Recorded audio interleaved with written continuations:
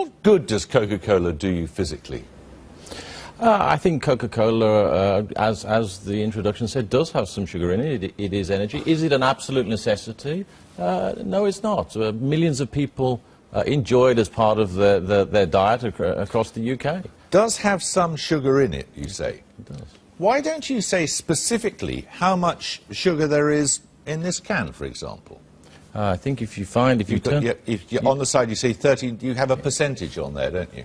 Yes, right here on the front, it quite clearly calls out the amount of sugar in this can of Coke. And what does it say? 35 grams, which is 6 teaspoons of sugar, which is, you know, about the same amount of calories as a cappuccino or half a croissant.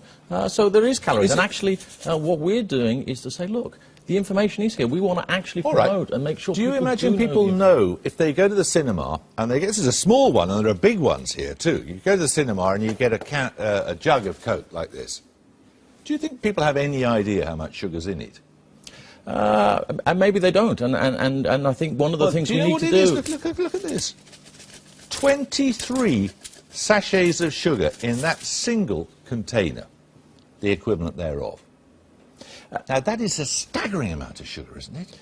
That is why we're very focused, as one of the things we're doing, on getting the information out there. We're not trying to hide the information behind what's in a Coca-Cola Classic. To hide it. But there's zero sugar in a Coke Zero. Well, clearly, it's called a Coke Zero. But the Coke Classic, look at this one here.